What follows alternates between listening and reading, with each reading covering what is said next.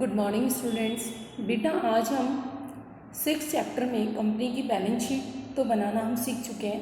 अब हम सीखेंगे कंपनी का प्रॉफिट एंड लॉस अकाउंट बनाना।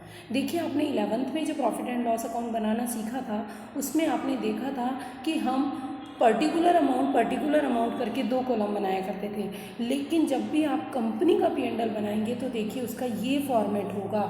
इस फॉर्मेट को आप अच्छे से समझिए। सबसे पहले ऊपर लिखते हैं कंपनी का नाम, उसके बाद profit and loss statement for the year ended और यहाँ आती है डेट। ठीक है, उसके बाद एक कॉलम ये, फिर पर्टिकुलर, फिर नोट नंबर और figure of current year and figure of previous year. इसमें पिछले साल की डिटेल्स आती है, इसमें करंट ईयर की डिटेल आती है। अब इसमें फर्स्ट पॉइंट है रेवेन्यू फ्रॉम ऑपरेशन। बेटा रेवेन्यू फ्रॉम ऑपरेशन का मतलब क्या होता है? सेल्स। रेवेन्यू फ्रॉम ऑपरेशन का मतलब क्या होता है? सेल्स।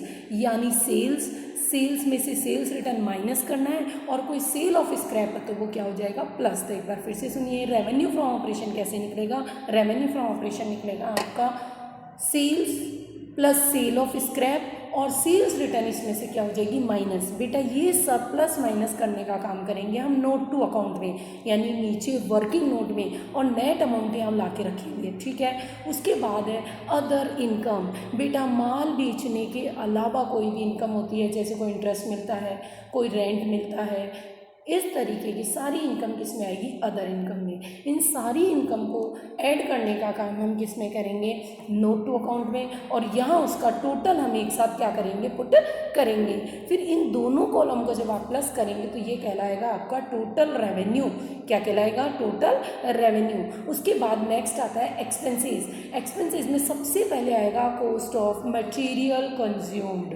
बेटा रॉ मटेरियल कंज्यूम्ड का कैसे निकलेगा? ढंग से सुनिए। ओपनिंग स्टॉक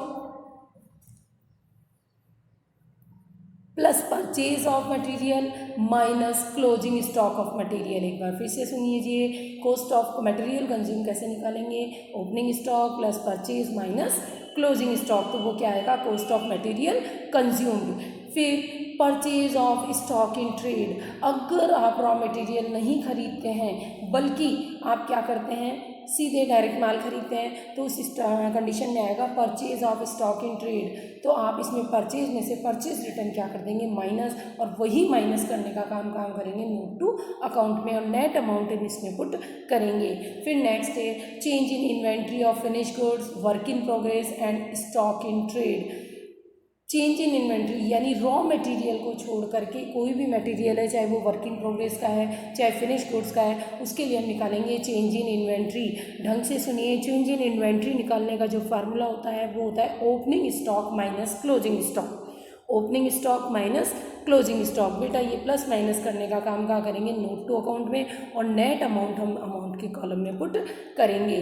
उसके बाद नेक्स्ट आता है एम्प्लॉयज़ बेनिफिट एक्सपेंसेस। बेटा एम्प्लॉयज़ को आप जो भी देते हो वो सब किस में आता है? Employees benefit expenses. जैसे सैलरी है, बोनस है, कमीशन है, कोई फैसिलिटी दे रहे हो, कोई रिफ्रेशमेंट दे रहे हो, ऐसे कोई भी खर्चे जो हम एम्प्लॉयज़ के ऊपर करते हैं वो सब किस में आएंगे? एम्प्लॉयज़ बेनिफिट एक्सपेंसेस में। और इन सारे एक्सपेंसेस को ऐड करने का काम हम करेंगे नोट टू अकाउंट में। उसके बाद नेक्स्ट आता है फाइनेंस कॉस्ट। ध्यान रखिएगा, फाइनेंस कॉस्ट वो कॉस्ट होती है जो हम बिजनेस के पैसे की व्यवस्था करने के लिए जो हम इंटरेस्ट वगैरह तो देते हैं, तो जैसे इंटरेस्ट ऑन डिबेंचर, आपके डिविडेंड, ये सब किस में आते हैं? फाइनेंस कॉस्ट में। और उसके बाद नेक्स्ट है डेप्रिसिएशन एंड अमोर्टाइजेशन एक्सपेंसेस। बेटा फिक्स एसेट्स पे अगर आप कोई डेप्रिसिएशन लगाते हो या कोई fictitious एसेट्स को रिटर्न ऑफ करते हो या कोई इंटेंजिबल एसेट्स को रिटर्न ऑफ करते हैं तो वो सब किस में आएगा?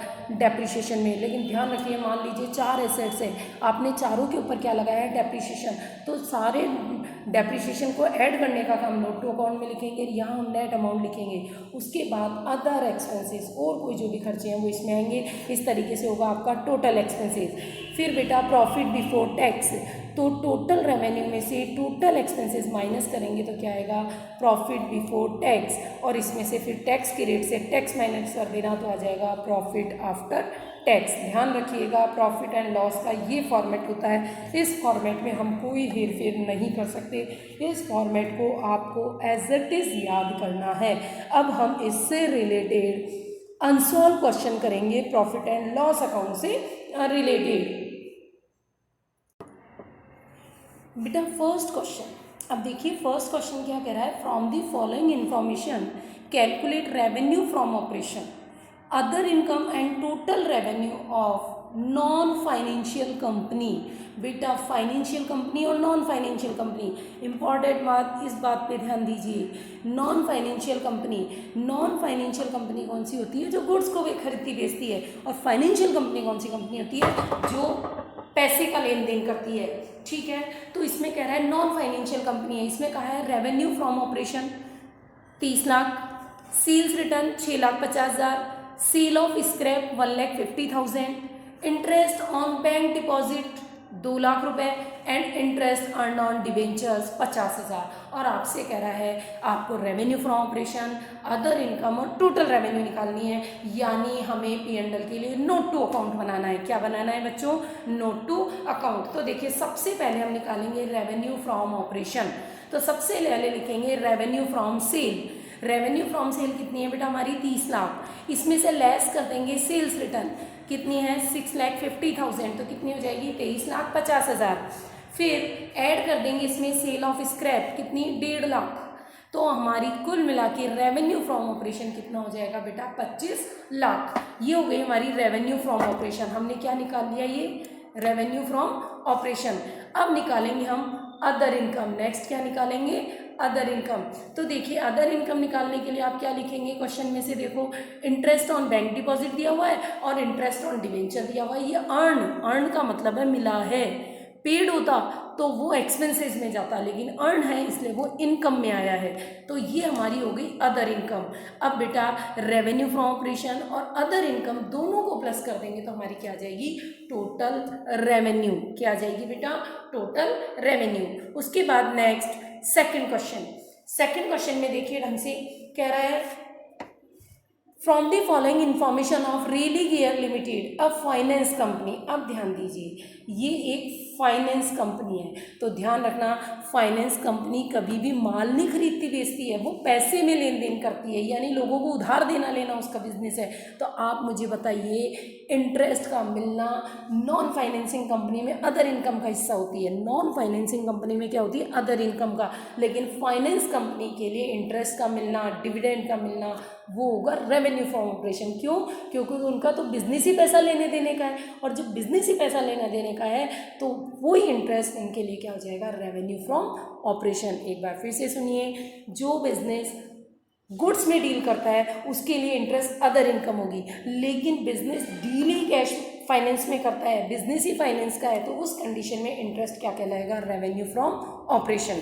तो यहाँ पर ये एक फाइनेंस कंपनी है, तो देखिए ढंग से देखिए इसमें क्या दिया हुआ है कि from the following information of Religare limited of finance company, एक फाइनेंस कंपनी है, calculate revenue from operation, other income and total revenue.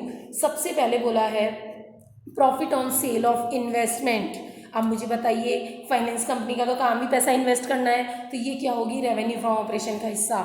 लेकिन profit on sale of building, बेटा फाइनेंस कंपनी बिल्डिंग खरीदने बेचने का काम नहीं करती है, पैसे लेने देने का काम करती है, तो ये आएगा आपके अदर इनकम में। मिसलेनियस इनकम ये भी होगी अदर इनकम में। डिविडेंड रिसीव ये आएगी आपके रेवेन्यू फ्रॉम ऑपरेशन में, क्योंकि बिजनेस कहीं पैसा लगाएगा तभी तो डिविडेंड मिलेगा, और जब बिजनेस ही पैसा लगाने का है तो ये रेवेन्यू फ्रॉम ऑपरेशन का हिस्सा होगा। और इंटरेस्ट ऑन लोन, कंपनी ने दूसरों को लोन दिया और उस पर बिजनेस को क्या मिला, इंटरेस्ट मिला। ध्यान रखना ये इंटरेस्ट मिला है, दिया नहीं है, क्योंकि फाइनेंस कंपनी है। 25 लाख रुपए।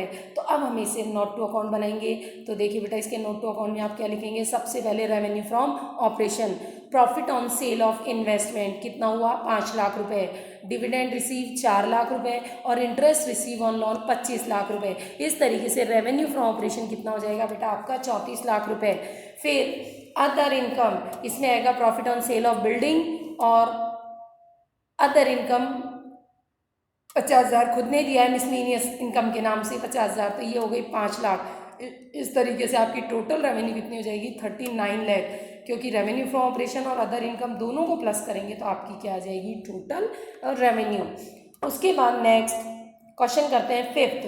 देखिए फिफ्थ क्वेश्चन में आपसे क्या कहा गया है, प्रिपेयर नोट टू अकाउंट, देखो इसमें भी नोट टू अकाउंट बोला है, prepare note to account on employees benefit expenses. अभी आपको जब मैंने फॉर्मेट क्लियर किया था बच्चों, तो आपको क्लियरली बताया था कि एम्प्लॉयज़ के ऊपर हम जो भी खर्चा करते हैं वो आता है एम्प्लॉयज़ बेनिफिट एक्सपेंसेस में। तो कह रहा है entertainment expenses 150, staff welfare expenses 270, travelling expenses 80, bonus 550, salaries 1870 and wages 25,000 lakh 20,000। तो देखिए एम्प्लॉयज़ बेनिफिट एक्सपेंसेस में सबसे इम्पॉर्टेंट बात एंटरटेनमेंट एक्सपेंसेस हमने इसमें नहीं लिया। सोच के देखिए क्यों नहीं लिया, क्योंकि एंटरटेनमेंट तो बेटा मैनेजमेंट का भी हो सकता है, ज़रूरी थोड़ी एम्प्लॉयज़ का ही है, इसलिए हम इसको अदर एक्सपेंसेस में लेंगे, ये एम्प्लॉयज़ में नहीं आएगा। ध्यान रखना, जो एक्सपेंसेस क्लियरली शो हो कि वो एम्प्लॉयज़ पे है वो ही एम्प्लॉयज़ में जाएंगे, बाकी सब अदर एक्सपेंसेस में जाएंगे। फिर स्टाफ वेलफेयर एक्सपेंसेस, तो स्टाफ वेलफेयर एक्सपेंसेस कितने हैं 270। ट्रैवलिंग एक्सपेंसेस, अब देखिए ट्रैवलिंग भी क्लियर नहीं है कि एम्प्लॉयज़ की ट्रैवलिंग है कि मैनेजमेंट की, तो हम इसे अदर एक्सपेंसेस में ले जाएंगे। जब तक क्लियर नहीं हो कि खर्चा एम्प्लॉयज़ का है हम उसे एम्प्लॉयज़ बेनिफिट एक्सपेंसेस में नहीं लेंगे। तो ध्यान रखना ये 1.5 लाख भी एम्प्लॉयज़ बेनिफिट एक्सपेंसेस में नहीं जाएगा और ये ट्रेवलिंग एक्सपेंसेस भी इसमें नहीं आएगा। फिर बोनस, आपको पता है बोनस तो एम्प्लॉयज़ को ही दिया जाता है, सैलरी भी एम्प्लॉयज़ को ही दी जाती है और वेजेस मजदूरी भी आप फैक्ट्री के एम्प्लॉयज़ को ही देते हो। तो इस तरीके से आपके एम्प्लॉयज़ बेनिफिट एक्सपेंसेस कितने हो गए 52,10,000। उसके बाद next question number 7। Question number 7 में बेटा आपसे बोला गया है कि Shubham limited from the following information prepare statement of P and L. अब ध्यान दीजिए इसमें हमें पूरा पी एंड एल बनाना है फॉर द ईयर एंडेड 31 मार्च 2017। देखिए सेल दिया हुआ है, किस में जाएगा रेवेन्यू फ्रॉम ऑपरेशन में। कॉस्ट ऑफ मटेरियल कंज्यूम किस में जाएगा एक्सपेंसेस में। परचेज स्टॉक इन ट्रेड ये भी एक्सपेंसेस में जाएगा। 10% डिवेंचर आपको दिया हुआ है, ध्यान रखना डिवेंचर बैलेंस शीट में आता है, लेकिन डिवेंचर का इंटरेस्ट, ढंग से सुनिए, डिवेंचर का इंटरेस्ट फाइनेंस कॉस्ट में जाएगा। डेप्रिसिएशन ऑन मशीन ये जाएगा डेप्रिसिएशन एंड अमोर्टाइजेशन में। फिर इंटरेस्ट रिसीव अदर इनकम में, वेजेस एम्प्लॉयज़ बेनिफिट एक्सपेंसेस में, सैलरी भी एम्प्लॉयज़ बेनिफिट एक्सपेंसेस में, sale of scrap revenue from operation में। ये आप लिख लीजिए कौन सी चीज़ की हेडिंग में जाएगी। और ओपनिंग स्टॉक 3 लाख और क्लोजिंग स्टॉक 5 लाख। आपको पता है ओपनिंग स्टॉक और क्लोजिंग स्टॉक किस में जाता है चेंज इन इन्वेंट्री में। अब हम इसके बिहाफ पे पी एंड एल का एक फॉर्मेट बना लेंगे, लेकिन ध्यान रखिएगा ये अमाउंट हम अभी नहीं लिखेंगे, इन अमाउंट की जगह अभी हम खाली छोड़ देंगे, इनको हम लिखेंगे जब हम नोट टू अकाउंट तैयार कर लेंगे। तो देखिए सबसे पहले आपने लिखा revenue from operation, working note number 1 लिख के पैसे की जगह छोड़ देंगे।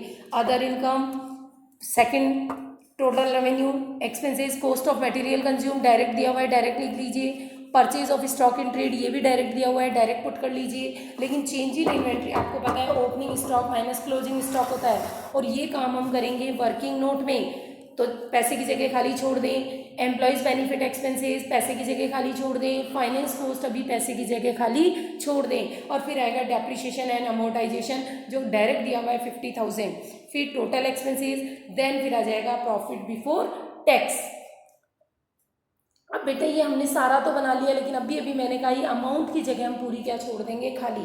इसके लिए बनाएंगे नोट टू अकाउंट। तो सबसे पहले नोट टू अकाउंट में लिखेंगे revenue from operation.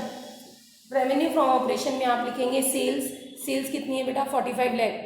Cell of scrap question में कितनी दी हुई है 10,000।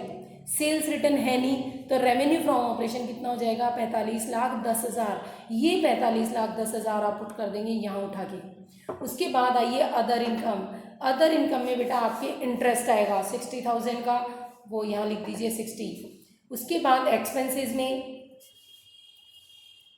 डायरेक्ट दिया हुआ है, लेकिन चेंज इन इन्वेंट्री कैसे निकाली आपने, opening stock minus closing stock. आप मुझे बताइए 3 लाख में से 5 लाख माइनस करोगे तो माइनस के 2 लाख आएंगे। फिर एम्प्लॉयज़ बेनिफिट एक्सपेंसेस, वेजेस और सैलरी ऐड करिए और एम्प्लॉयज़ बेनिफिट एक्सपेंसेस के आगे लिख दीजिए ये 240। उसके बाद है आपके फाइनेंस कॉस्ट। बेटा फाइनेंस कॉस्ट में आपको पता है डिबेंचर थे 2 लाख के, तो उस पर 10% जो इंटरेस्ट लगेगा वो किस में जाएगा, फाइनेंस कॉस्ट में, उसे आप लिख देंगे यहाँ पर फाइनेंस कॉस्ट में। इस तरीके से आपके ये टोटल रेवेन्यू, ये टोटल एक्सपेंसेस ऐड कर देना, फिर इनकम में से एक्सपेंसेस अगर आप माइनस करोगे तो आपके आ जाएगा प्रॉफिट बिफोर टैक्स। सुनिए, अगर इसमें टैक्स की रेट भी दी हुई होती तो आप यहाँ पर टैक्स भी क्या करते, माइनस करते, और फिर आता प्रॉफिट आफ्टर टैक्स। इस तरीके से बेटा आपका बनता है पी एंड एल। लेकिन सबसे इम्पॉर्टेंट बात यही है कि आपको पी एंड एल का फॉर्मेट बिल्कुल एज इट इज़ याद होना चाहिए। इस तरीके से बेटा आज आपको पी एंड एल का फॉर्मेट बताया, नोट टू अकाउंट कैसे बनते हैं वो बताया, और question number 1st, 2nd, 5th और 7th आपको करवाए हैं। आप ये क्वेश्चन अपनी कॉपी में करेंगे। कोई भी दिक्कत हो तो आप मुझे कॉल करके पूछ सकते हो।